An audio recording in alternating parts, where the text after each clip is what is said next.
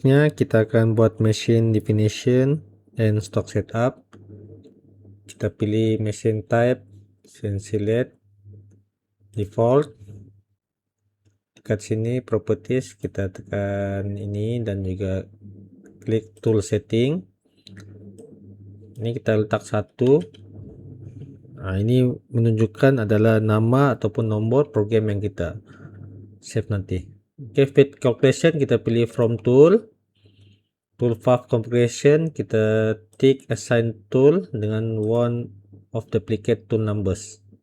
Dekat advanced option pula kita klik semua ini, clearance, retract dan juga fit. Oke, seterusnya kita pergi klik stock setup. Dekat stock ini yaitu bahan, kita pilih lap spindle, properties. OD ini adalah diameter bahan yang kita akan siap, diameter yang paling besar yaitu 40 mm. Kita juga boleh pilih select ukuran dari sini. Length pula adalah 65 mm ataupun kita select daripada lukisan tadi. Seterusnya kita klik use margin. OD margin ni adalah diameter bahan yang kita belum potong, mengikut bahan yang sedia ada di bengkel. Sebagai contoh ini adalah saya lebihkan 1 mm. Head margin adalah bahan di depan sebelum pemotongan, saya letak 2 mm. Left margin adalah baki yang ada di belakang yang akan dipegang oleh bindu. Oke, sebagai contoh bahan yang kita sedia ada di bengkel adalah 100 mm panjang. Jadi 100 tolak 65 adalah 35. Tetapi kita sudah ambil di depan ini 2 mm, jadi ini 33 mm. Oke, kita tekan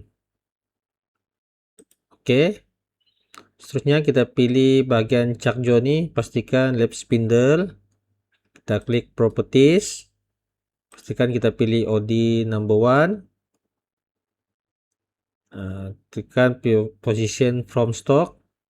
Pastikan grip on maximum diameter ini kita klik juga. Oke, grip length ini adalah panjang yang selamat untuk dipegang oleh bindu. Jadi paling minimum selamat adalah 20 mm. Kita tekan 20 mm. Oke, tekan OK. Pastikan left stock, left chuck, right stock ini diklik. Seterusnya tekan OK. Kita boleh lihat sini geometri tadi beserta dengan chuck dan juga stock. Di depan ini kita lebihkan 2 mm tadi, di atas 1 mm dan di belakang 33 mm. Jarak dari sini ke sini adalah 33 tolak 20, 13 mm. Jadi kira selamat lah kalau buat pemotongan nanti, dia akan selamat, tidak akan terkena bindu.